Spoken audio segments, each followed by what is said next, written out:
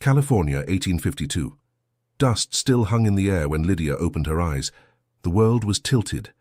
The stagecoach groaned above her, its wooden frame split open, clinging to loose rocks that shifted slowly, as if death were waiting for just one wrong move.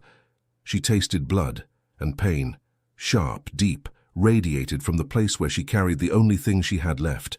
She tried to move. She couldn't. Her dress was caught between the broken benches and the warped side of the carriage. Her free hand shook as she reached for the edge of the shattered window, but it was useless. Every breath burned. Every thought was a battle against panic. Then she heard voices. Distant, male, steady. Lydia turned her head slowly, and through the thin beam of light cutting through the splintered wood, she saw the silhouette of a tall man. He was descending the hillside with long, controlled strides, as if every step had been planned before he took it. Behind him, two other men hesitated. "Sir, the structure's going to give," one of them shouted, his English thick with an accent. The tall man didn't stop. Lydia closed her eyes. Pain surged through her belly. Her breath hitched, and then, barely audible, she whispered to the child she couldn't see. "Hold on, just a little longer." The silhouette reached the wrecked carriage, and for the first time in months, Lydia felt that maybe, just maybe, she wouldn't die alone. If this story touched you in any way, consider subscribing to the channel and leaving a like. And tell me in the comments, which city and country are you watching from? I love seeing how far our stories can travel. Lydia Foster had learned in the last 6 months that pain doesn't kill. It simply teaches a person how to live with it. A widow at 23, 5 months pregnant, alone on a continent that still smelled of freshly dug earth and half-kept promises. California was a gold rush for some. For her, it was the place where her husband had died trying to build a life that never came. James Foster had been a good man, hard-working, hopeful. But hope doesn't feed widows, and his family, respectable, controlling, always watching, had begun circling Lydia like vultures around something still breathing. They wanted the baby, not her.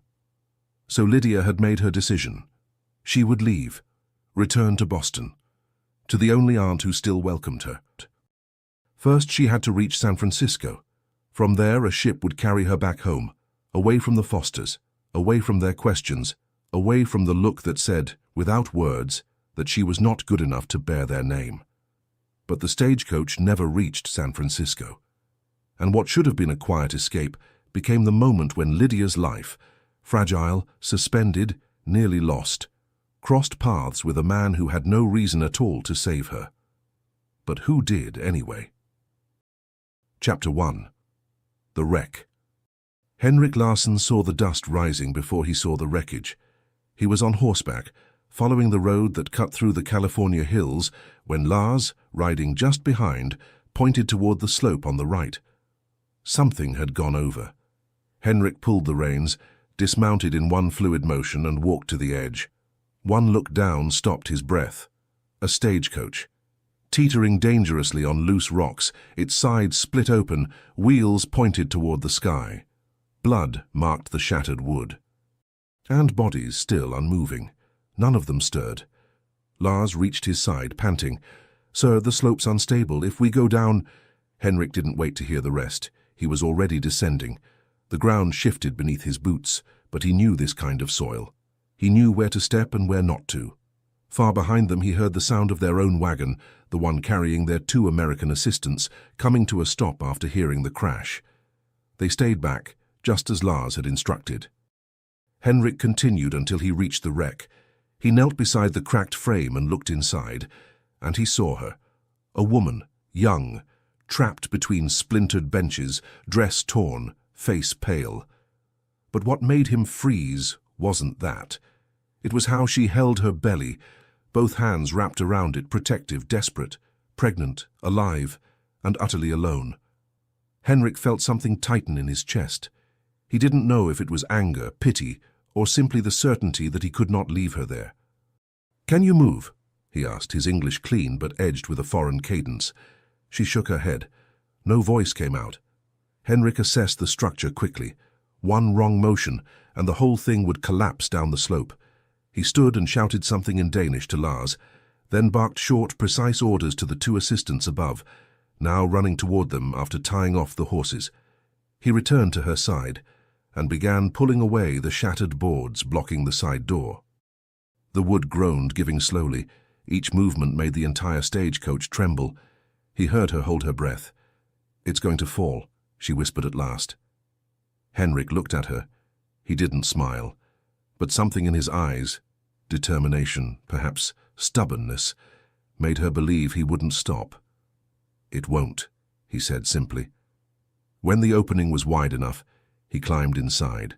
The space was cramped. He had to duck his head. He moved toward her carefully, kneeling beside her.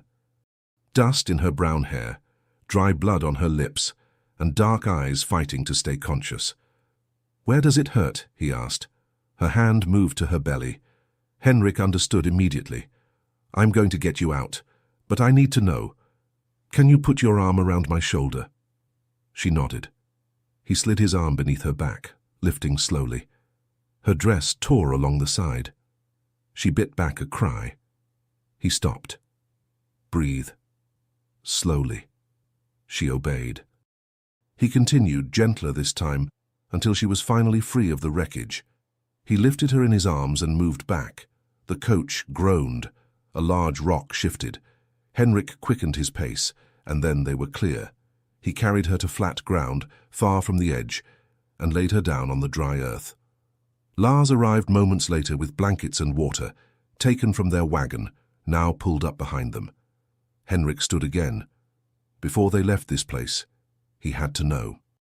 He walked back to the coach and examined the damage with a practiced eye. The driver lay several feet down, thrown from the impact, dead.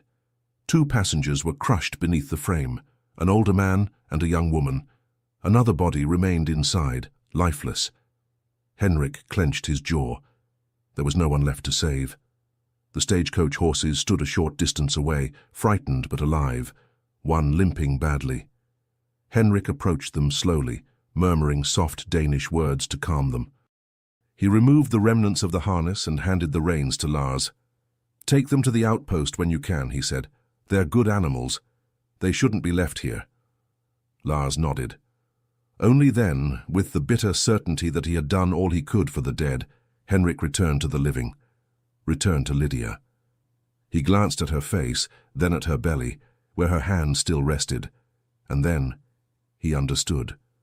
"You didn't lose blood," he said, more to confirm his own hope. "That's a good sign." Her eyes closed and the tears came without resistance. When she opened them again, he was still there, steady, present, as if he had nowhere else to be. Henrik extended his hand. "What's your name?" "Lydia," she whispered. "Lydia Foster." He nodded once. "Henrik Larsson. And this is Lars, my right hand. The other two are my assistants. There's an outpost about an hour from here. I'll take you there myself." "You need a doctor." Lydia blinked and looked around, as if truly seeing her surroundings for the first time. I can't pay for that," she murmured, shame bleeding into her voice. Henrik frowned. His answer came before he even thought it through. "I'm not asking for payment." She stared at him, not with gratitude, with suspicion, the kind born from someone who had been hurt too many times to trust freely. Henrik knew that look. He'd seen it in people who'd been beaten down by life until kindness felt like a trick. He stood and extended his hand again. "Can you stand?" Lydia looked at his hand. Then, slowly, she placed hers in his. Henrik lifted her carefully, but the moment she stood, her body swayed. He caught her by the waist firm and she gasped, not from pain, but from surprise. "Sorry," Henrik said softly, though he did not release her. "I can walk," she insisted, though her voice betrayed her. Henrik didn't argue. He simply guided her to the wagon waiting nearby. Lars was already preparing the inside with blankets. Henrik helped Lydia climb aboard. She settled with difficulty, her face tense. He noticed the way she avoided his gaze, the way she pressed her lips together whenever a wave of pain struck. He also noticed how she held her belly, not just with fear, but with love. Henrik climbed in beside her. Lars took the reins, and their assistants mounted Henrik's and Lars's horses, leading the rescued stagecoach horses behind them. The wagon moved slowly, carefully, pulling away from the place where the broken stagecoach still hung precariously on the slope. Henrik kept his eyes on Lydia. She stared straight ahead, but he knew she wasn't seeing anything. She was simply trying not to cry, because she had no idea what was waiting for her next. Chapter 2. An Improvised Refuge. Henrik Larsson had come to America under the polite pretext of assessing trade routes for the duchy, a diplomatic mission his uncle, the Regent Count, had insisted he undertake. Officially, he was there to inspect ports, negotiate future agreements, and study the new agricultural methods spreading through the West. Before that, he had traveled through several countries over the past years. But now, after 6 years away from Denmark, he and Lars, his servant and trusted companion, were heading toward San Francisco with a light support wagon carrying food, water, travel clothes, and a handful of diplomatic documents. It was almost time to return, and the Danish ship would sail in 3 weeks, carrying him back to a fate he had never chosen. Nothing had gone as planned. And that was how Henrik found himself covered in dust, saving a pregnant woman from a wreck that could easily have killed her. Henrik Larsson was not a man who hesitated. He had learned early that hesitation killed, on battlefields, in politics, in the icy salons of Copenhagen, where every word was a blade disguised as courtesy. But now, sitting in the wagon carrying that pregnant woman away from the ravine, he felt something close to uncertainty. Not about what to do. That part was simple. Get Lydia to safety. Find help. Make sure she and the baby lived. The uncertainty came from something else, from realizing that for the first time in years he cared about the outcome, and that unsettled him. The wagon stopped in front of a small trading outpost, a low wooden building with faded boards and a roof of red tiles. A place where travelers, merchants and miners rested, before continuing deeper into the frontier. Henrik got down first and offered his hand to Lydia. She hesitated for a heartbeat, then took it. Inside, the place smelled of dust, grease and lamp oil. The woman behind the counter, middle-aged, worn face, kind eyes, looked up as soon as they entered. Henrik spoke to her in English, marked by a clipped foreign formality, as if every word carried weight. 2 rooms, he said. Hot water, clean linens, and if possible, a doctor or a midwife. She was in an accident. The woman's eyes swept Lydia, scraped face, hair full of dust, torn dress, both hands cradling her belly. There's a midwife about 2 miles from here. I can send for her, she replied. Henrik nodded. He paid in advance more than required, which made the woman raise her brows in surprise. Then he led Lydia to the room. It was simple but clean. A narrow bed, a small table beside it, a window letting in the last dull light of the afternoon. Lydia sat carefully on the edge of the bed. Her dress was torn along the side. Her fingers trembled. For a few quiet seconds, neither of them spoke. Then she lifted her eyes. "Why are you helping me?" she asked, her voice low. Henrik stood near the doorway, unsure of how to answer. He had no diplomatic explanation, no rational one, no convenient one. So he spoke the only truth available. Because no one should be alone when they're afraid. Lydia blinked. It wasn't a pretty answer. It wasn't romantic, but it was honest, and perhaps that was why it hurt. Henrik stepped back toward the door. "The midwife will be here soon. Rest." He began to leave, but her voice reached him. "Mr. Larsson?" Henrik paused, turned. "Thank you for not leaving me there." He didn't answer right away. He simply nodded, once slowly, and closed the door behind him. The midwife arrived at dusk, a woman with steady hands and a straightforward gaze. She entered without ceremony, examined Lydia thoroughly, pressing here, listening there, evaluating her breathing and the tension in her abdomen. Henrik waited in the hallway, arms folded. Lars stood beside him in respectful silence. When the midwife stepped out, she held her apron with both hands. "The baby's fine," she announced, looking at Henrik first, not Lydia. "But she needs rest. No long travel for a few days. Her body took a bigger shock than it seems. Henrik inclined his head slightly. How many days? 3. Maybe 4. But 3 should be enough if she doesn't exert herself. Henrik drew a slow breath. We'll stay. The midwife studied him for a moment, assessing the connection between them, perhaps, then nodded and departed. Henrik remained in the hall for several moments, staring at Lydia's closed door. Beside him, Lars finally spoke. The ship, sir, it leaves in 3 weeks. Henrik didn't look away from the door. We're staying, Lars nodded, but his eyes said what his master would not. The next morning, Henrik knocked. Come in, Lydia said weakly. He opened the door slowly, carrying a tray with bread, cheese, and a cup of hot tea. The outpost owner followed behind, curious but silent. Henrik set the tray on the table beside the bed. She prepared this, he said.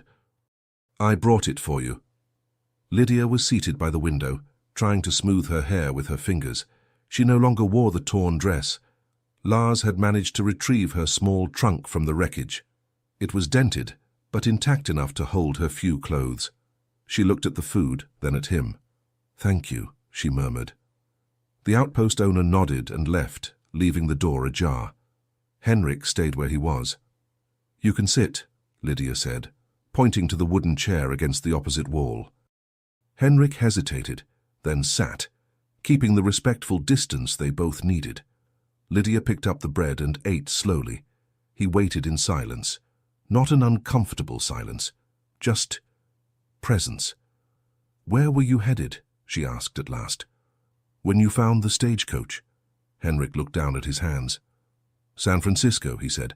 A Danish ship sails in 3 weeks. I'm meant to board it. Lydia stopped chewing. Going back to Europe? He nodded. Going back home. Something in the way he said home didn't sound like relief. It sounded like obligation. Lydia knew that tone. She knew the difference between what one wanted and what one had to do. And what brought you all the way here? She asked. Henrik took a long time to answer. When he did, his voice was quieter. Running. Lydia looked at him. He didn't look away. And in that moment, she understood. He wasn't just a Danish noble traveling out of curiosity. He was a man trying to escape something, just like her. Running from what? She asked softly. Henrik's smile held no joy. From a life I didn't choose. Lydia lowered the bread. Her hand drifted to her belly. I understand, she said. And she did. Henrik stayed silent for a moment. Then, as if the words cost him something, he asked, How far along are you? 5 months. He nodded, calculating.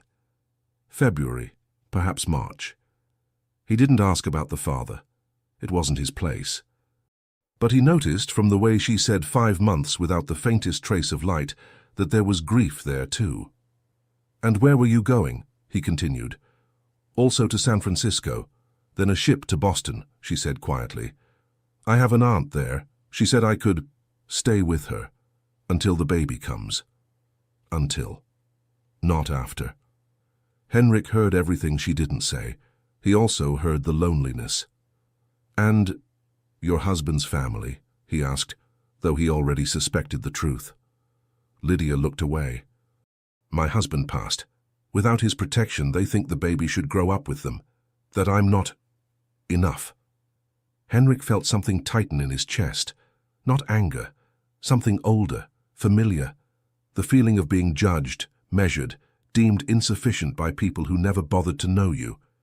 They're wrong, he said simply. Lydia looked at him startled. You don't even know me. I don't need to. His gaze fell to her hand, resting protectively over her stomach. I saw how you held that child, even before he's born. That isn't something anyone has the right to take from you. Lydia said nothing, but something in her expression changed. The distrust faded, just a little. And for the first time since he pulled her from the wreckage, she looked at him as if he were more than a convenient stranger. Henrik looked away as well, toward the window, the distant mountains, the endless dry horizon. And he tried to ignore the truth settling quietly in him. For the first time in years, he felt he was doing something that truly mattered, something that had nothing to do with duty, titles, or promises made by others. Chapter 3. The Road to the City. On the third morning, Lydia woke up feeling different. It wasn't just that the pain had eased, or that her body finally seemed to remember how to breathe without jolts of panic. It was something else, something she couldn't quite name. Maybe because for the past 2 days she had never truly been alone. Henrik had spent every morning in the room, bringing fresh bread, hot tea, and brief updates about the road. He never spoke much, he never did, but he always asked how she had slept, whether the baby had kicked, whether the pain had returned. Simple questions, asked with a seriousness that unsettled her. In the afternoons, he would knock only to say that he would be in the hallway if she needed anything. Lydia had never called for him. Even so, just knowing he was there kept the room from feeling quite so cold. Henrik didn't pry, but when she did talk, he listened. He had listened when she admitted, almost without realizing, that she'd been terrified the baby might not survive. He had listened when she confessed she couldn't remember her mother's face. He had listened when she quietly said she wasn't sure she had anywhere to go except Boston. And he never reacted with pity, only with that quiet, steady attention that made her feel seen in a way she hadn't felt in a very long time. Now on the third day, as sunlight slipped through the cracks of the window, Lydia realized something in her had changed. Small, fragile, but impossible to ignore. The midwife had returned that morning, examined her again, and finally given permission to travel, so long as it was slow, with frequent stops and no unnecessary effort. Henrik had agreed without hesitation. Now as the wagon rattled along the rough road towards San Francisco, Lydia stared up at the sky and tried not to think about what would come after. She tried not to think about the Foster family, tried not to think about the uncertain future waiting for her at the end of the journey. Lars held the reins. Henrik had started the day seated beside him on the driver's bench, but it took only a few hard jolts for him to notice the way Lydia held her breath at every bump. Without a word, he slipped down and moved to the back of the wagon, settling beside her. One arm braced on the side while she lay on the blankets. Hours later, when the sun began to sink and the light turned copper gold against the distant hills, Lydia finally broke the silence. "You don't have to do this," she said. Henrik turned his head toward her. "Do what?" "Escort me all the way to the city. Look after me. I'm not your responsibility." Henrik held her gaze. "It isn't obligation. It's a choice. Besides, I'm going to San Francisco as well." Lydia pushed herself up slightly, leaning back against the side of the wagon as she looked out at the horizon. The mountains in the distance were bathed in the orange glow of evening. Her chest tightened. It had been so long since anyone had chosen her, not out of duty, not out of obligation, but simply because they wanted to. "I was running away," she said quietly. "From my husband's family." Her voice faltered. She closed her eyes. Henrik didn't answer right away. When he did, his tone was steady, simple, honest. "All of us in some way are running from something. I would never judge you for that." Lydia opened her eyes slowly, surprised by the unexpected gentleness in his words. Henrik leaned forward just a little, not to invade her space, but like a man trying to see beyond the surface of what was being said. "Sometimes," he went on, his voice low, "running is just another way of surviving. There's no shame in that." Something inside her gave way. Her chest tightened, hot, painful. The tears came before she could stop them. She didn't fight them. They slid down her cheeks, falling onto the hands she kept resting over her belly. Henrik didn't reach for her. He didn't try to wipe her tears or offer hollow comfort. He simply leaned back, turning his gaze toward the side of the wagon, giving her the freedom to cry without feeling watched, yet staying there, solid and near. A steady presence, silent, safe. And for the first time since James died, Lydia felt that maybe she didn't have to carry everything alone. She felt the heart that had hardened under months of fear and flight begin, very slowly, to warm again. When the wagon finally stopped to rest in a quiet stretch of road, sheltered by low rocks and dry shrubs, Henrik jumped down first and offered his hand to Lydia. She took it, climbed down carefully, her legs trembling beneath her. Lars was already gathering kindling and coaxing a fire to life. The sky above them was dark now, scattered thick with stars. Lydia sat on a blanket Henrik had spread on the ground. He lowered himself beside her, keeping a respectful distance. The silence between them was easy. The fire crackled softly. Lydia watched the flames and, for the first time in days, allowed herself to relax. "May I ask you something?" she said. Henrik nodded. "You said you were running." "From what exactly?" Henrik looked into the fire. The flames leapt and danced, throwing shifting shadows across his face. "From a life I didn't choose," he said at last. "Titles, obligations, expectations." Lydia waited. He went on. "My father died when I was young.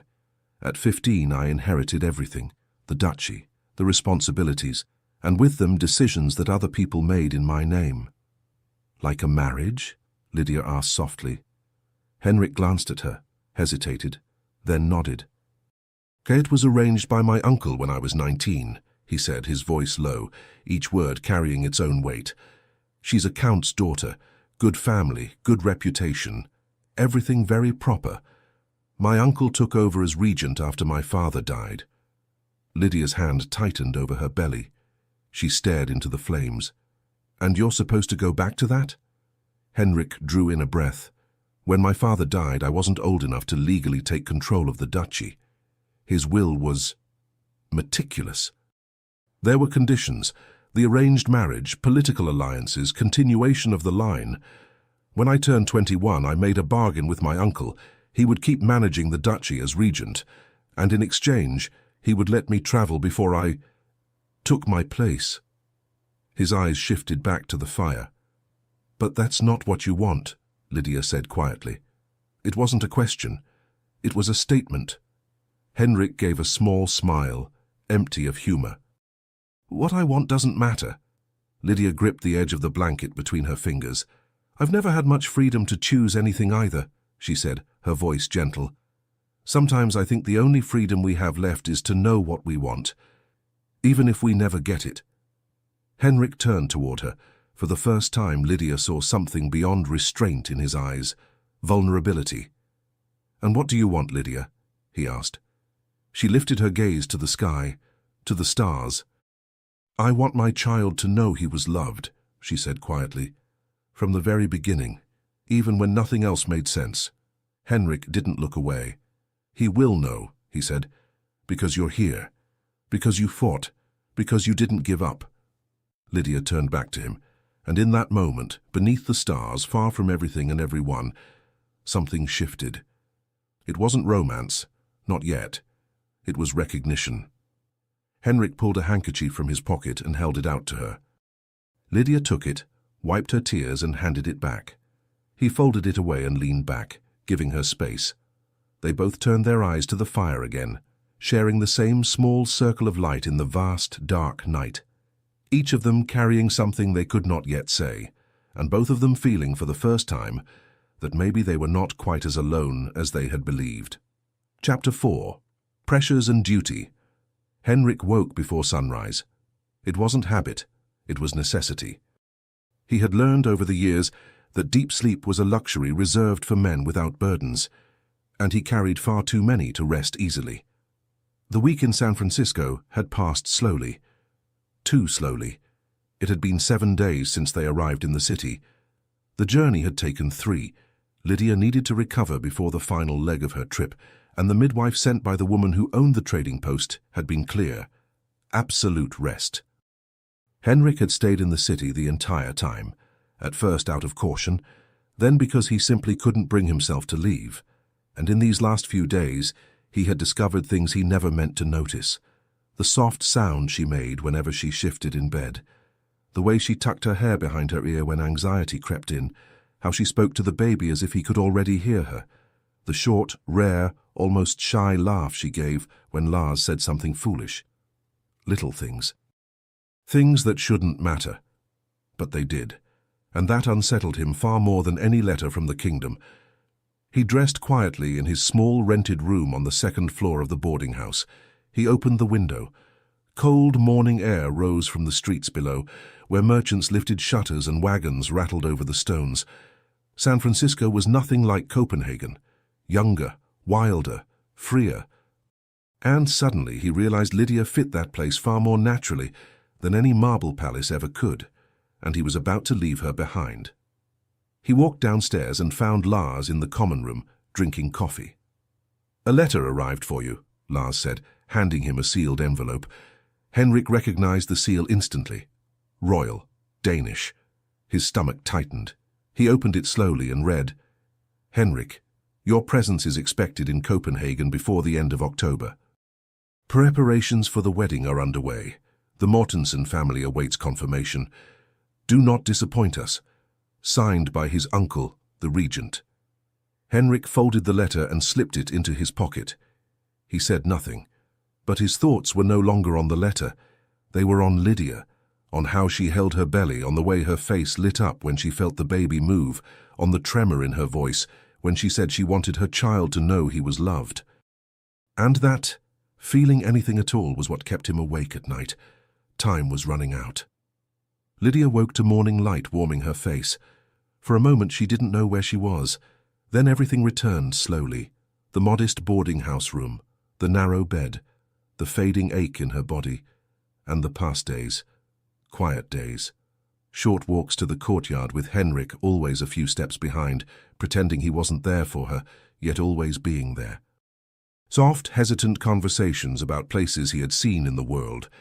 The way he always asked whether the baby had moved, whether she had slept well, whether they needed more blankets.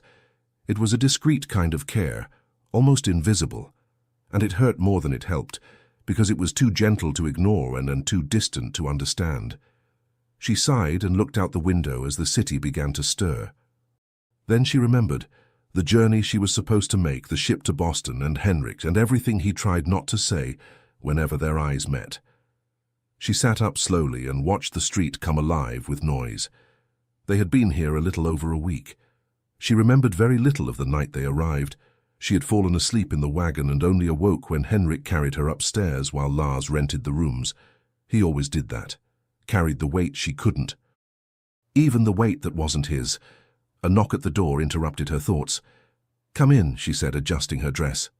The door opened. The landlady entered with tea and bread. Behind her, Henrik appeared silently, hands clasped behind his back. "Good morning," the landlady said, setting down the tray. "Mr. Larsen asked me to bring breakfast." Lydia thanked her.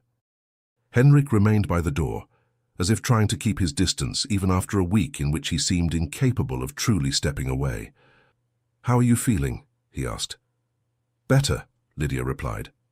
Henrik noticed, and for a moment a brief, almost imperceptible smile touched his face, but it faded quickly, replaced by the rigid posture he wore like armor. "Lars checked the ship schedules," Henrik said, choosing his words carefully. "The next one to Boston leaves in 3 weeks, but it wouldn't be advisable for you to board." He hesitated before continuing. "The journey is long, hard, and your pregnancy is advanced." The landlady, still in the room, added with authority, "He's right. A crossing like that can take months, and you can't travel alone, dear. You'd need a proper companion, an experienced woman, or a close relative." Lydia lowered her eyes to her hands, fingers tightening. "You're right," she murmured. "I don't know what I was thinking when I fled without a proper plan." Henrik stepped forward but stopped halfway, as if teaching himself to approach slowly. The landlady left the tray, smiled discreetly, and slipped out, pulling the door mostly closed, just enough to preserve propriety without seeming intrusive. Henrik watched the door for a moment, as if he wanted to close it fully, but didn't. He simply breathed deeply, straightened his shoulders, then turned to Lydia with a reserve that hadn't been there the past few days. "I can make sure you stay here as long as you need," he said, "until you decide what to do." Lydia lifted her face slowly, and immediately understood. His tone had changed, colder, more distant, as if he were tightening a ribbon he himself had loosened days earlier. "You're leaving," she said. It wasn't a question. Henrik took a moment, long enough for the pain to reach her before the words did. "The ship leaves in 10 days, he said finally. Nothing more. No explanation. No, I don't want to go. But she saw it. In his eyes, too steady, too controlled, something trembled beneath the surface, as if part of him wanted to step back but wasn't allowed. "I understand," Lydia said, her voice steadier than her heart. Henrik took a step, then another. He stopped close enough to feel her breath, far enough to make it clear the goodbye had already begun. His gaze traced her face slowly, as if memorizing it for the last time. When he spoke, it wasn't what he wanted to say. It was what he believed he must say. "I'll leave money with the landlady so you—" And the confrontation came. The hurt, the pride, the truth they had both tried to avoid. And when she said, "I am nothing to you," Henrik couldn't hide anymore. Because for a moment, just one, he let her see everything he'd been suppressing. How he thought of her when he was supposed to think of Denmark. How he watched her when she wasn't looking. How he hated himself for wanting to stay. And so he answered, "That isn't true," he said, his voice low but steady. Lydia blinked. Her heart stumbled. "What?" Henrik held her gaze. "You aren't nothing to me. That is not true." Lydia closed her eyes. Tears welled. She turned her face away, but he saw. And for the first time since they met, Henrik touched her deliberately. He lifted his hand and guided her face back to his.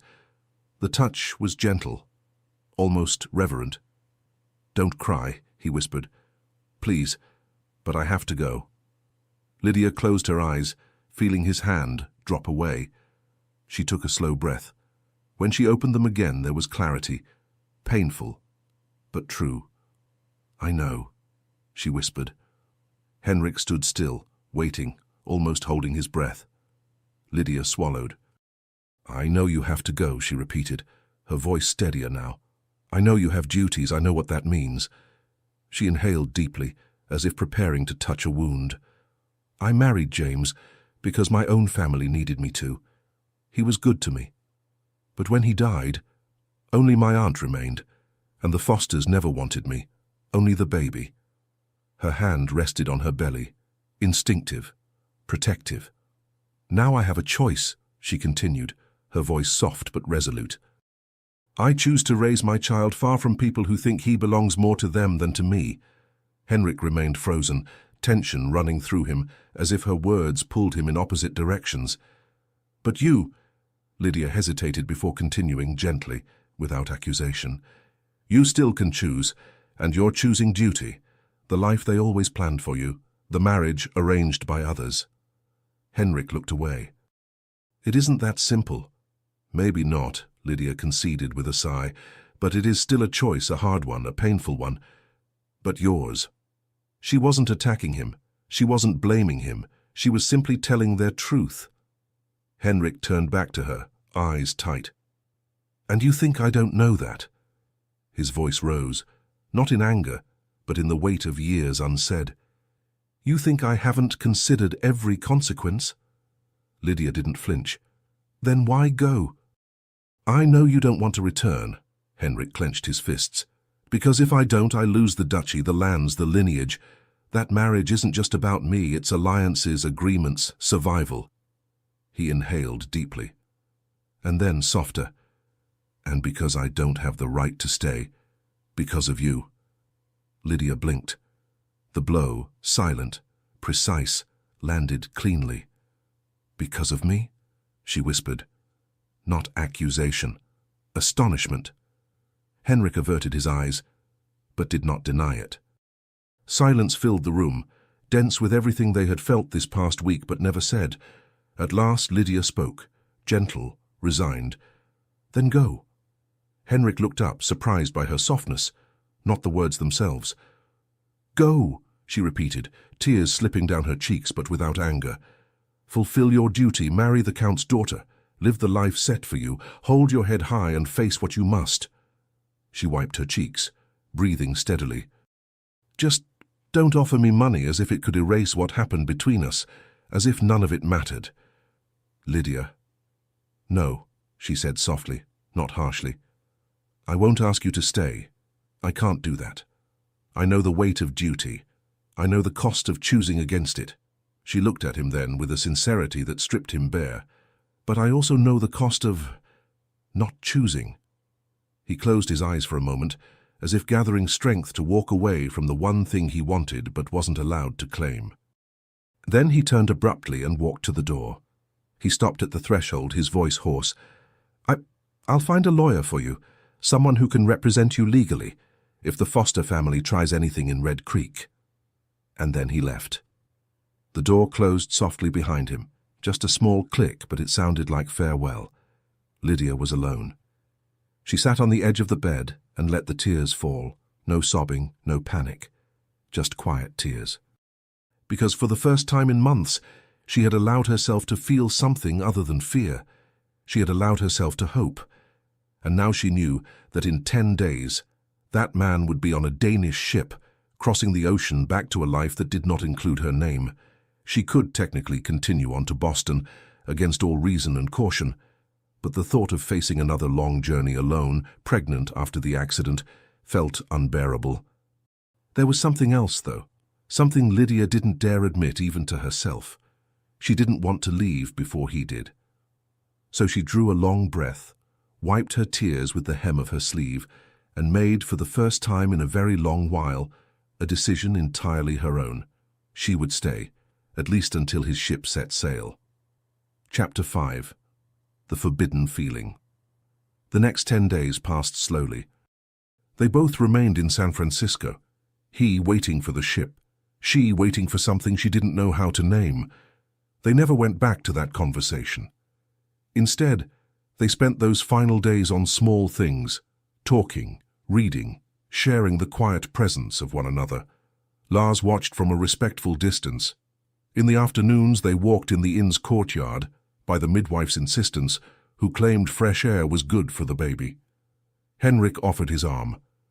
Lydia almost always refused in words, but accepted in silence, walking alongside him in a quiet that wasn't awkward. It was companionship. They spoke of things that didn't hurt much, of the bitter cold in the Danish mountains, of fishermen in Copenhagen, of how the baby moved more at certain hours, of nothing, and at the same time, of everything they were too afraid to say out loud. Sometimes Lydia sat in the courtyard to sew, and Henrik read a newspaper beside her. They weren't together, but they weren't apart either. A discreet kind of presence formed between them, a presence Lydia started to miss when he took too long to appear, a presence that left Henrik restless when she retired to her room earlier than usual. Neither of them dared name what was growing between them. Slow, contained, stubborn. But both of them felt it. On the last night before the ship's departure, Lydia did not sleep. She lay on the narrow bed, staring at the ceiling, listening to the distant murmur of the city. Wagon wheels over stone, voices drifting through the night, a door slamming somewhere far off, the wind slipping through the cracks in the window. And she thought of Henrik, of the way he had looked at her days ago, when he said he had to leave, of how quickly he had corrected himself when she had, without meaning to, accused him of feeling nothing for her. Of the way he had touched her face with a gentleness no one had shown her since James, almost as if asking permission. She remembered how he watched her movements, attentive without ever being invasive, the way he asked about the baby, not out of politeness but as if the answer truly mattered, the fragments of Denmark he shared with her slowly, like a man not used to being heard. And more than anything, she remembered the silences that soothed her more than words. Silences that, if she weren't so careful, she might confuse with peace. She placed a hand over her belly. The baby shifted softly, as if responding.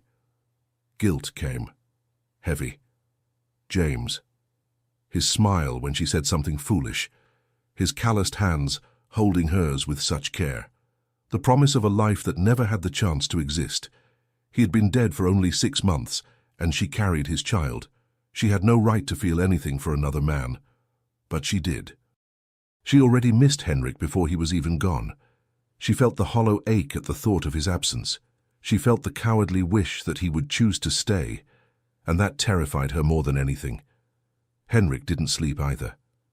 He sat by the window in his room, watching the dark street. The sky was beginning to pale at the horizon, but San Francisco still seemed suspended between night and day. Lars snored in the opposite corner, blissfully unaware. Henrik, however, felt the weight of 2 lives pressing into his shoulders. He pulled out the letter he had folded and unfolded until the paper was nearly worn through.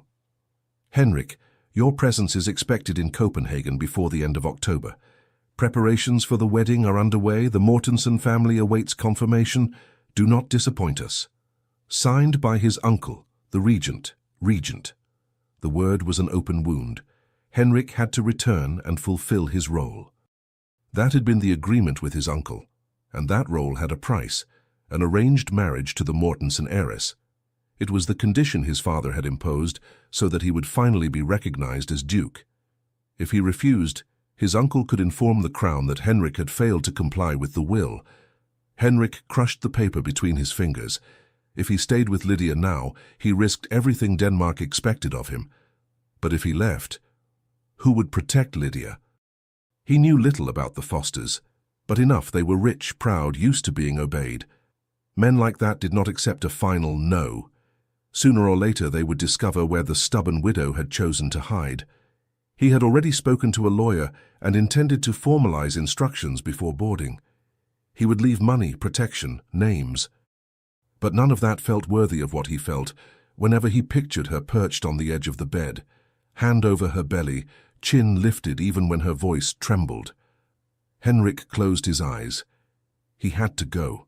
He had to face his uncle, the arranged marriage, the duchy hanging over his head like a sentence.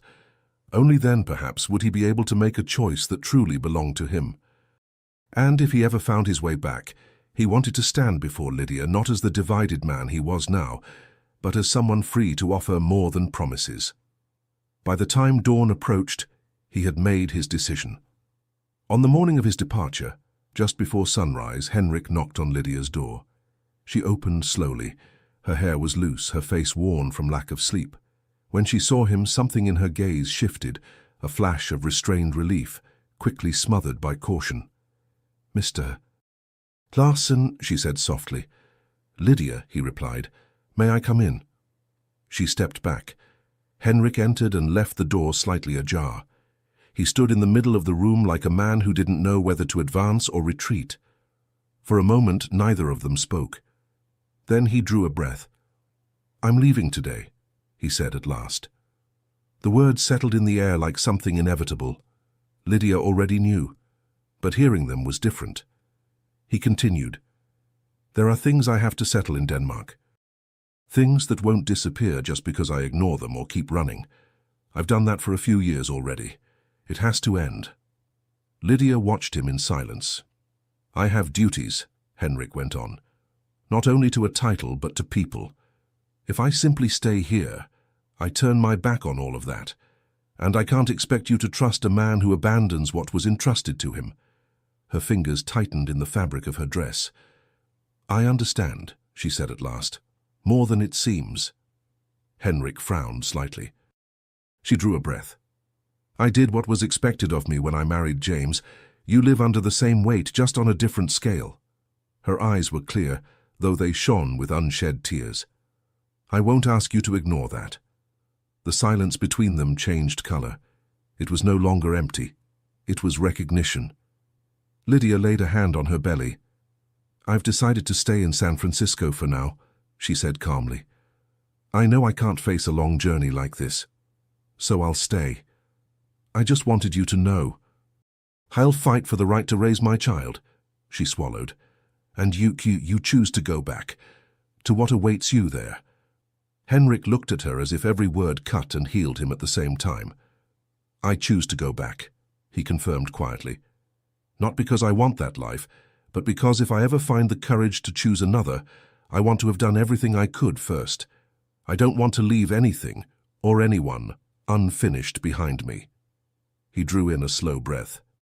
"I left instructions with the lawyer. He knows the danger your husband's family represents. He'll act in your name if necessary." His voice hardened a little. "I've paid the boarding house for a few months. You won't be left helpless.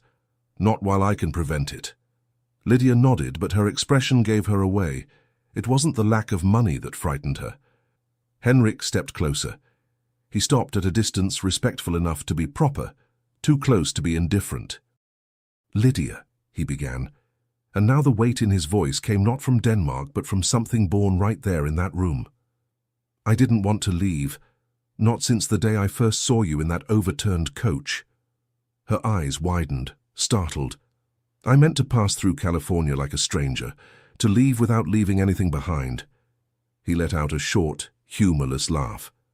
"But then you appeared, and nothing stayed the same." Lydia looked away, feeling the tears rise. Henrik lifted his hand, hesitated for a heartbeat, then touched her cheek with his fingertips. The gesture was light, almost an apology. "I want you to know that you matter," he said simply, "more than I should allow." Her eyes filled. She breathed in slowly. "Then go," she said, her voice shaking but firm. "Settle what needs settling. Face whoever you must face." She lifted her chin, even as her tears fell. "And if one day," her voice faltered, but she went on, "if one day you're free to choose for yourself and not for others, then see where I am, if I'm still here, if it's still something you want." Henrik felt the words like a knot in his chest. It wasn't a plea, it wasn't a promise. It was a door left slightly open. He lowered his hand, but didn't step back at once. "I can't ask you to wait for me," he said honestly. "I know," Lydia replied, "and I won't promise I will." Their eyes locked. She added softly, "But I won't promise I'll forget either." Henrik closed his eyes for a brief moment. When he opened them, there was resolve there, painful but firm. He bowed his head slightly, almost in reverence.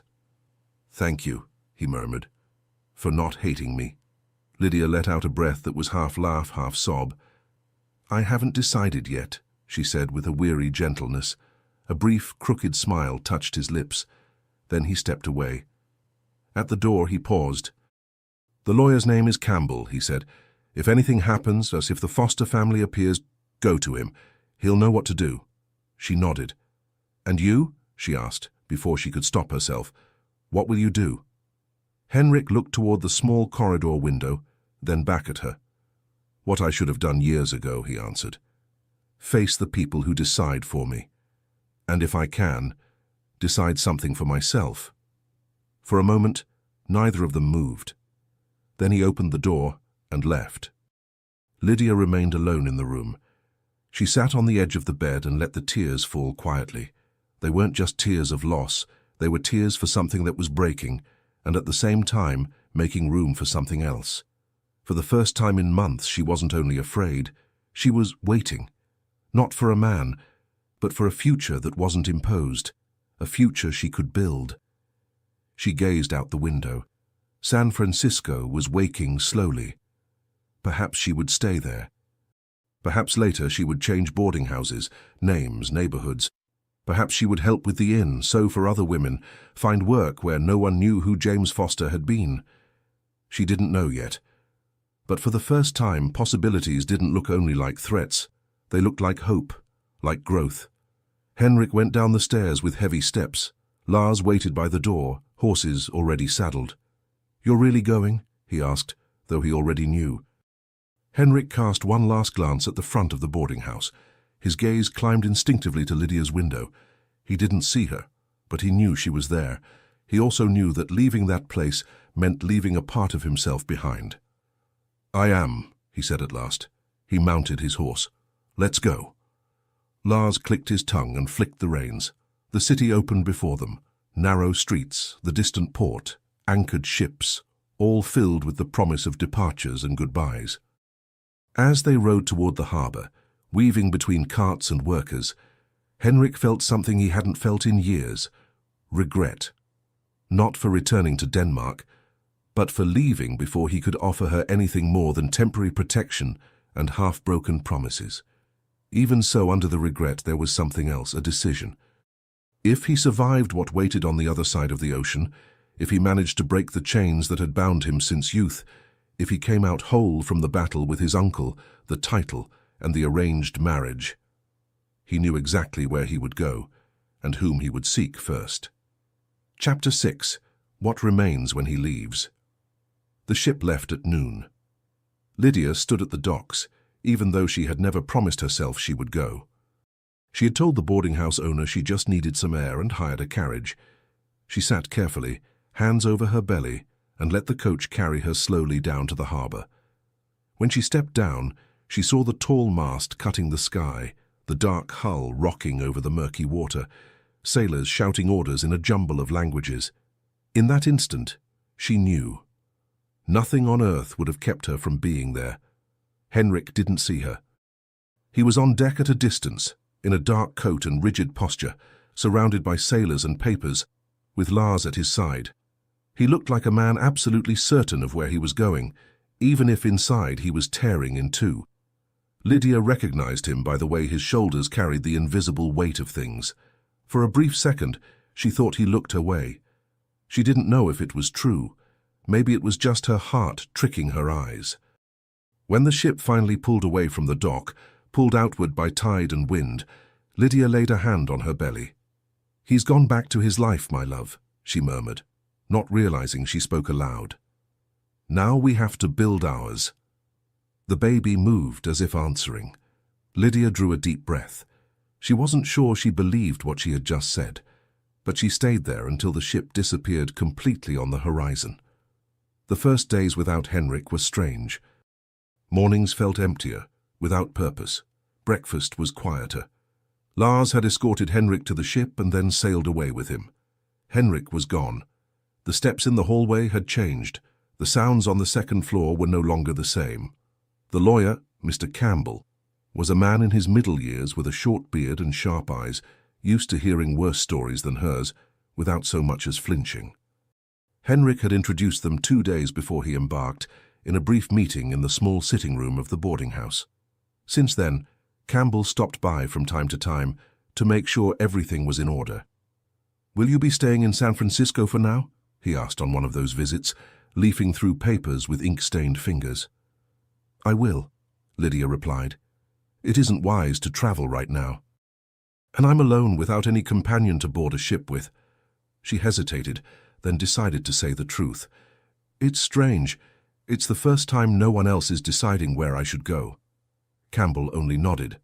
"Your husband left debts and pending dealings in Missouri, where I believe you left in a hurry. And since he died without a will, everything falls to the heir, the baby. That gives the foster family legal room to act, and they intend to use it." He lifted his gaze to her. "I'll follow their trail. Any move they make, I'll know." It was comforting and terrifying at the same time. At night, the boarding house grew quieter. That was when the thoughts came hardest. Lydia sat on the edge of the bed, running her fingers over the simple ring she still wore, the wedding band James had placed there, and wondered where exactly her grief ended and where what she felt for Henrik began. It wasn't love. Not yet. It would feel like a betrayal to everything she'd lived with James, to give it that name so soon. But it was something. It was the memory of Henrik's hand pulling her out of the wrecked coach. The way he had said, "You matter," as if the words had been ripped out of him. The weight of the promise he never quite made but never denied. "If I can ever choose for myself." She didn't know if he would come back. She didn't know if she wanted him to. But when she blew out the lamp at night, the last image that came to her was no longer James's face. It was Henrik on the pier, growing smaller, swallowed by the sea, and that alone was enough to make her feel guilty. Time passed. Mornings slowly filled with small tasks, helping in the boarding house kitchen, sewing for the lodgers, making up rooms in exchange for a discount that was now more practical than necessary, since Henrik had paid several months in advance. Lydia was grateful. But she hated the feeling of depending on a man who was no longer there. In the afternoons, she sometimes walked to the market, accompanied by the boarding house owner or one of the serving girls. It wasn't wise to walk alone. A young, pregnant widow on her own drew too much attention. One of those days she happened to overhear 2 men talking about lawyers from St. Louis asking around for a widow foster. A chill ran down her spine. The next morning, Campbell arrived earlier than usual, his face grave. "A notice came from the Fosters' law office," he said, his tone as serious as his expression. "They've sent letters to several lawyers and officials along the West Coast, looking for you. It isn't personal, it's a wide search, and by bad luck one of those letters landed on my desk because I had already registered your arrival in San Francisco for medical and legal purposes." He paused. "They don't know exactly where you are yet, but now they know you're in California." Lydia felt her knees buckle. She sank into the nearest chair. "Can they force me to go back?" she whispered. "For now, no," Campbell replied. "But they'll try, especially after the child is born." Lydia's hand went instinctively to her belly. After the child is born. It was as if the whole threat had condensed into that single moment that hadn't come yet, but crept a little closer with each passing day. "Do you think Henrik knew?" she asked, without looking at the lawyer. Campbell hesitated. "I think he suspected," he answered honestly. "A man doesn't hire a lawyer and pay in advance without knowing the fight will be long." Lydia nodded, swallowing hard. Henrik was on the other side of the world. She was here, and between them lay an entire ocean and a family willing to do anything to claim that baby. For the first time, she understood that surviving wouldn't just mean living through childbirth. It would mean surviving the world after it. And yet, something in her rose. She no longer had James. She had no family, no surname that could shield her. But she had her child, and with him a resolve she had never known she possessed. That night, lying in the narrow boarding-house bed, Lydia spoke in a low voice, as if the baby could truly hear her. "They won't take you from me," she whispered, her voice trembling but steady. "Not Foster, not anyone, I don't know how yet, but they won't." Outside, the city moved on. On the other side of the ocean, Henrik didn't yet know it, but the promise she had just made was another chain tying him back to California, just as firm as any that had ever bound him to Denmark. Chapter 7. Duties, Loss and a Name. Henrik arrived in Copenhagen under rain. The Danish port was everything San Francisco was not. Grey, orderly, silent in a heavy way, as if even the wind knew exactly where it was allowed to pass. He stepped off the ship with the same suitcase he'd left with, yet carrying a far heavier weight. Lars waited for him at the docks, his expression somber. They had travelled together, but ever since the ship had spotted the Danish coast, they had barely spoken. They didn't need to. Both knew this wasn't a homecoming. It was a reckoning. The family estate sat on a distant hill. It was not majestic like the castles of legends, but it held a suffocating presence. To Henrik, it had always been more prison than home. His uncle was waiting in the main hall, seated in a high-backed chair, not like a relative welcoming kin, but like a magistrate prepared to catalogue every failure. "Henrik," he said without rising. "Finally." Henrik bowed his head. "Uncle." There were no embraces. There never were. "I received reports from America," the regent began. "Letters, dispatches, comments from a ship captain, all saying the same thing. An accident, a widow, a pregnancy, and a Danish heir who for a few months forgot the purpose of his own journey." Henrik kept his expression neutral. "I did what any decent man would have done," he replied. "I see no dishonor in saving a woman and a child." "The dishonor isn't in the act," his uncle corrected coldly. "It's in losing focus. You are the heir to a dukedom, and while you were wandering the West, duties and expectations waited here for you to do your part. You spent all these years abroad. I accepted our agreement, a few years traveling in exchange for returning and fulfilling your father's will. These conditions are not suggestions, Henrik. They are legal obligations." The word legal echoed through the room. Henrik held back the old anger. "I never asked for any of this," he said, tense. "But you received it," his uncle snapped, "and with the name comes duty. The Mortensen family awaits. Your bride is educated, prepared, discreet. The alliance guarantees stability and protects everything your father built." A pause. "If you fail to meet the clauses," he finished, "I will have to inform the crown that you are unfit to succeed. The succession will be suspended. The dukedom will remain under regency. or be transferred to another branch of the family. It wasn't a threat. It was law. Henrik drew a long breath. He remembered Lydia saying, "Then go," not begging, not shrinking.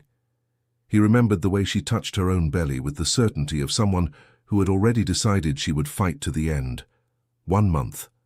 1 month to decide if he would be the duke they wanted or the man he wished to be. Meeting Miss Mortensen was less dreadful than he expected. She was beautiful in a cold, immaculate way, her eyes too pale, her hands too delicate, her smile too carefully trained. She knew how to speak of music, of politics, of neighbors. She knew exactly what to say, how to say it, and when. And to Henrik's surprise, he saw something in her he had not expected, a gentle resignation. "This wasn't my choice either," she said during one of their formal meetings, after her companions stepped back and pretended not to listen. "But it is what it is. The women in my family are raised for this." Henrik looked at her. For a moment, he saw Lydia in her, not in face nor spirit, but in the lack of choice. And he felt guilt. Guilt for not being able to offer this woman, who was also a prisoner of the system, the illusion that he might become the perfect husband. "I don't know if I can be the duke everyone expects," he confessed, too blunt for a golden hall filled with crystal lamps. She sighed, unsurprised. "None of you can," she said simply. "You just try to live without breaking in the process." Henrik said nothing. That night, lying on the hard bed that had once belonged to his father, he thought of 2 women, one sitting in a polished room, taught since childhood not to want too much. The other in a noisy boarding house in California, holding her belly with the strength of someone who had nothing, yet also nothing left to lose. And for the first time he understood. His struggle wasn't just duty versus desire. It was choosing between a life written for him or writing his own. The month passed too quickly. His uncle sent notes, dates, instructions. The Mortensen family sent gifts, invitations, polite messages. All of Denmark seemed eager for an announcement he had not yet found the courage to refuse.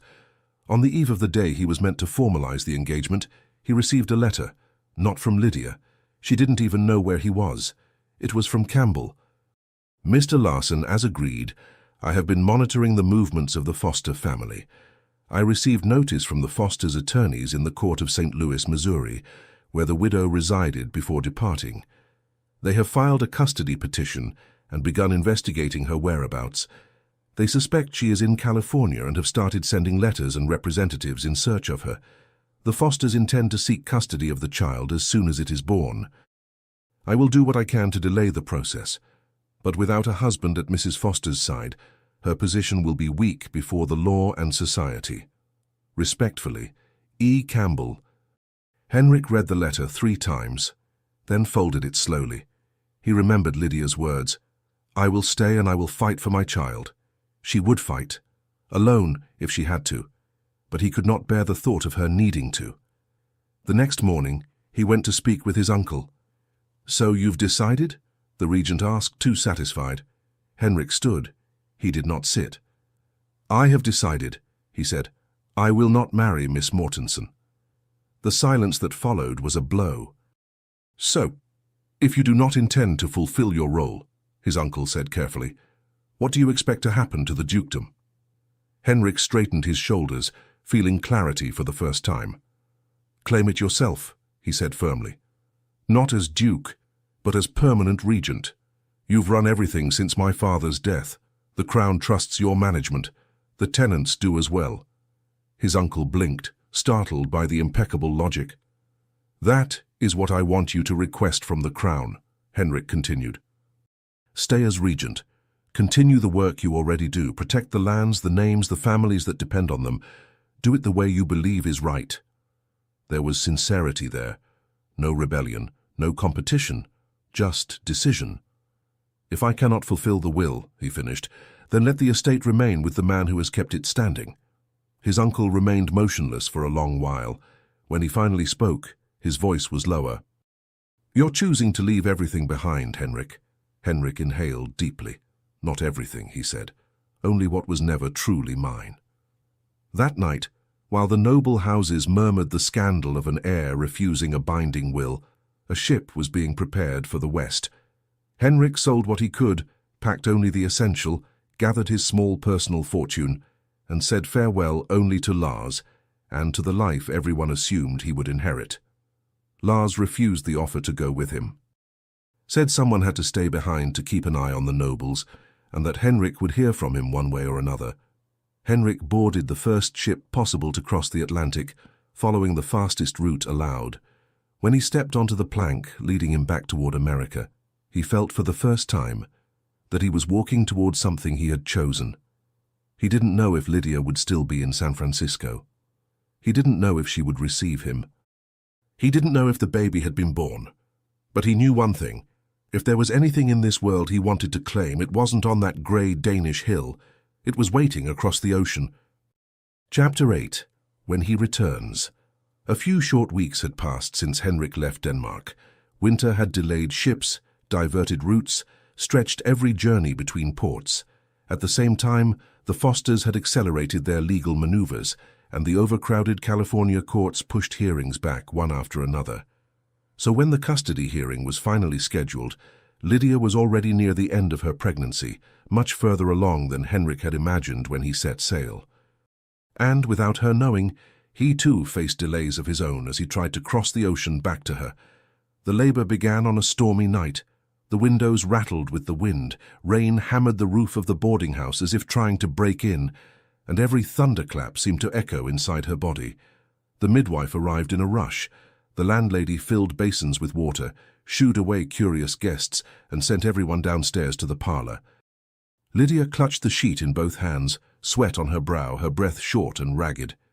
Between one contraction and the next, she thought of James, of how he had dreamed of this moment, of how he wasn't there to see his child.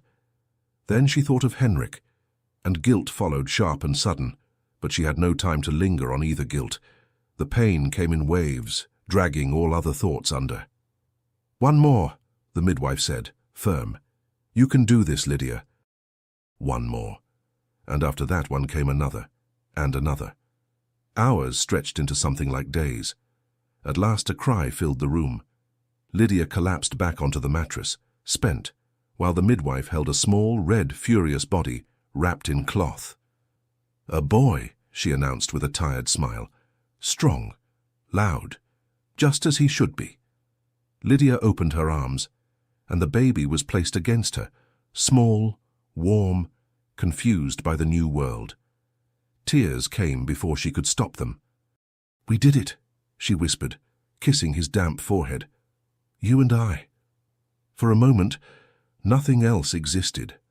Not the Fosters, not Denmark, not promises. Only that boy, taking his first breaths. The days that followed were a blur of exhaustion, fear, and a joy so fragile it almost hurt to feel it. Lydia spent most of her time in the room, nursing, trying to sleep between cries, learning to read the small signals, a tiny whimper, a shift in his arms, a sudden silence. Campbell came to see her a few days later. "The Fosters already know he was born," he said plainly. "The man seems to have eyes everywhere. I've been informed they've sent representatives to California, and, with money and men looking, information isn't hard to find." The floor seemed to tilt beneath Lydia's feet. "Are they going to take him from me?" she asked, holding the baby tighter. "Not if I can help it," Campbell replied. "But they will try, Lydia. They'll use everything. Money, influence, moral arguments, claims that they can offer more. More than a boarding house room and a mother who sews," Lydia murmured, bitter. "More than love," the lawyer countered gently. "That they don't have. And the court listens to that as well, believe me." He drew a breath. "Legally, however, things would be far stronger if you had a husband. Someone who answered for the household in the eyes of the law. Someone who could stand between you and them." Lydia lowered her gaze. "That someone is on the other side of the ocean, sir," she said simply. "And he may never come back." Campbell didn't insist. 2 months went by. The baby grew. She began to call him Thomas, after a brother she had lost as a child. Thomas had sharp, watchful eyes, tiny fists that were always clenched, a strong cry and a surprising calm whenever he rested in her arms. He was the one thing that made her feel she truly still had a place in the world. It was then that the foster men arrived, 2 of them well-dressed, with manners polished too smooth and eyes far too cold. They appeared at the boarding house on a bright morning accompanied by a local officer. "Mrs. Foster," one of them said, bowing his head with practiced courtesy. "We come on behalf of your late husband's family. You need not worry. We desire only what's best for the child." Lydia hugged Thomas closer to her chest. "What's best for the child?" she repeated slowly. "Away from his mother." The man's smile widened, rehearsed, pleasant, hollow. "You are young," he said. "You can marry again. Begin anew. Your life need not be limited by the burden of a child. The foster family can assume that responsibility." "He is not a burden," Lydia answered, her voice low, "and he is not property." The officer cleared his throat. "Ma'am, there will be a hearing," he explained. "The court will listen to both sides. Until then, I strongly advise you not to leave town. Any attempt to run will be held against you." Run. The word struck her like a blow. She thought of the first escape, the stagecoach. The second, her desperate plan to reach Boston. She thought of Henrik, who had found her in the wreckage and chosen to stay when he could have ridden on. Now she could not run, and she had no desire to. When the men left, Campbell, who had been present throughout, accompanied her back to the room. "They are strong," he admitted, "but not invincible. I've seen decisions fall in favor of mothers in far worse positions than yours." Lydia stroked Thomas's head. "Do you think I can win?" she asked. Campbell smiled faintly. "Honestly," he said, "I don't think they have any idea who they are dealing with." The hearing was set for 3 weeks later. Too much time for fear. Too little for any real plan. Lydia spent her nights awake, not because of Thomas, who was already starting to sleep a little longer, but because each heartbeat sounded like a ticking clock. One of those nights, alone in the room, she spoke to God for the first time in a very long while. She did not ask for Henrik to return. She did not ask for miracles. She asked for one thing only: "Don't let them take my son." On the morning of the hearing, the sky was grey. The whole city seemed to be holding its breath. Lydia put on the best dress she owned, the least worn, the least stained. She pinned her hair as neatly as she could. She left Thomas with the landlady, with strict instructions that he was not to be left alone for even a second. When she stepped into the street, her heart was pounding so loudly she was sure people could hear it. Campbell waited for her at the entrance to the small building where the hearing room was housed. Before they went in, he said, "Do not respond to provocations. Don't let them make you look hysterical. And above all, speak of your son as what he is, a boy who needs his mother, not a rich surname." She nodded. They went inside. The foster representatives were already there. With them, another lawyer, thin, sharp-eyed, the type accustomed to winning. The hearing began. Arguments were laid out. The Fosters spoke of stability, education, future prospects. Campbell spoke of bonds, affection, of how Lydia's own husband had chosen California to build something for them, not Boston. Then Lydia was called. When she rose, her hands trembled. She drew in a breath.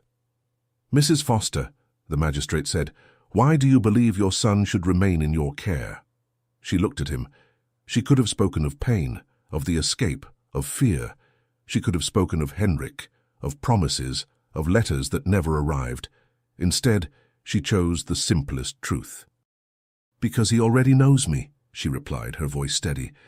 "Because when he cries and I pick him up, he calms down. Because it's my voice that puts him to sleep. Because I'm the one who wakes in the night when he has a fever. Because no one will ever love him more than I do." She held the magistrate's gaze.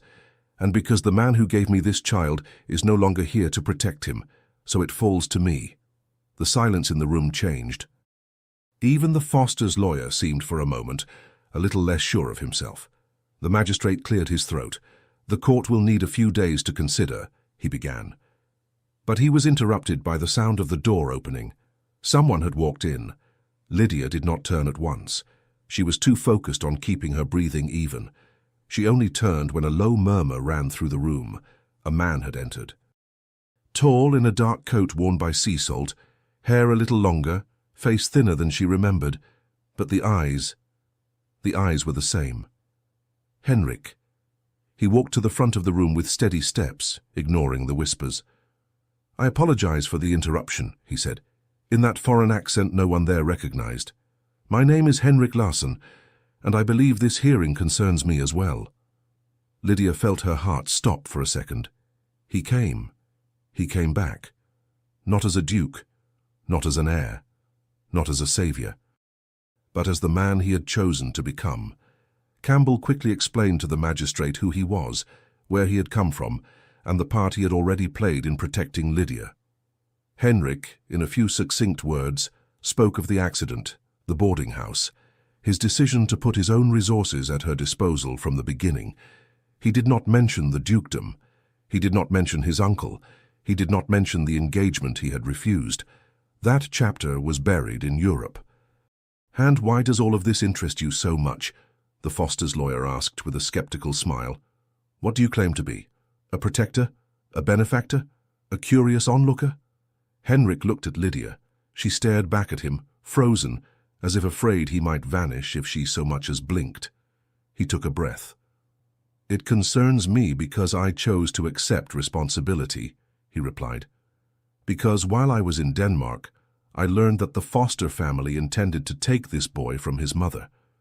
And I realized that if there is one thing in this world I am still free to choose, it is to stand beside those who cannot fight alone." The lawyer gave a short, dismissive smile. "Pretty words, empty ones. In the eyes of the law you are just a stranger." Henrik nodded. "That's true," he said, "which is why I came to change that." He turned to the magistrate. "If this court allows it," he continued, "I would like to formally register my intention to marry Mrs. Lydia Foster. Not today, not now. Not as a desperate response, but as a commitment to stay, to give a name, a home, and my protection to the child I have already been helping to shield from afar." A rustle spread through the room. Lydia felt her knees go weak. He hadn't spoken to her beforehand. He hadn't asked for anything. He had simply stepped into the line of fire again, with his own life in the crosshairs. Then Henrik turned to her. And for the first time he spoke not as a witness, not as a noble, not as a foreigner, but as a man. "I'm not asking for your answer now," he said, quiet but clear. "Not in front of them, not in front of the court. You don't owe me anything. But if you allow it, I want to be here. I want to be part of this fight. And if one day you accept me at your side, it won't be out of fear of the Fosters or out of necessity. It will be because you chose it." The Foster men shifted in their seats. Their lawyer tried to object, calling it theatre, manipulation. The magistrate struck the table with his hand, then looked straight at the Foster representatives. "The court will take this into account," he said. "It is now clear that Mrs. Lydia is not abandoned. That weighs heavily against the idea of removing the child from his mother." The hearing did not end that day, nor the following week. There were more visits to the court, more testimonies, more documents. But the balance had shifted. Lydia was no longer seen as a poor widow, isolated and lost. She was a woman backed by a man willing to pay whatever price necessary to stand there beside her. And unlike the Fosters, who wanted the boy out of pride and control, Henrik claimed nothing for himself. He only offered. When at last the ruling came weeks later, the court's answer was clear. Thomas would remain with his mother. The Fosters could visit if they wished, but they would not have custody. Lydia cried as she had not cried since the day of the accident. Campbell squeezed her hand, satisfied. Henrik, upon hearing the news, only closed his eyes for a moment, not because he had doubted, but because for the first time in a very long while, the weight on his shoulders felt lighter. Epilogue. 6 months later, the sun was setting behind the slightly crooked buildings of San Francisco when Lydia stepped out into the small yard of the house she now called home. It wasn't the boarding house anymore. With Campbell's help and with the money Henrik brought back, this time without excuses and without refusal, they had bought a modest little place, 2 bedrooms, a kitchen, and a yard, where the wind always seemed to pass through. Thomas was crawling near the doorway, laughing at something only he could see. Henrik sat on an overturned crate, sleeves rolled up, trying to build some sort of makeshift playpen. There were no titles there, no palaces. Only laundry on the line, the smell of soup drifting from the kitchen and a child's giggles. "You're doing that wrong," Lydia said, leaning against the doorframe. Henrik lifted his eyes, pretending to be offended. "I am perfectly capable of hammering a few boards," he protested. "I was trained to manage land, oversee harvests, negotiate with nobles, and I've traveled enough of the world to handle a hammer. And yet you still can't set a stake in a straight line," she finished, stepping closer. Thomas clapped his hands, delighted by the sound of their voices, even if he understood none of it. Henrik looked at him, and for a moment the entire world seemed to fit into that scene. The boy, the woman, the tiny yard, the sky turning gold behind them. Something no duchy could ever buy. Lydia bent to pick Thomas up. "He's getting heavy," she said. "I think someone has been eating a little too much." "Must be the cook's fault," Henrik replied solemnly. "The cook is me," Lydia reminded him. "Exactly," he said, and finally smiled. She rolled her eyes, but her laughter slipped through anyway. Their wedding was not grand.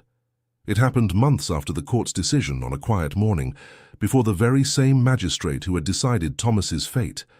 There was no luxurious dress, no noble guests, only the boarding-house lady, who cried from start to finish, Mr. Campbell, who pretended he wasn't emotional, and an energetic little boy who kept grabbing the hem of Henrik's coat. When the magistrate asked, "Do you, Henrik Larsson, take—" Henrik answered yes, before he even finished the question, earning a brief ripple of laughter from the room.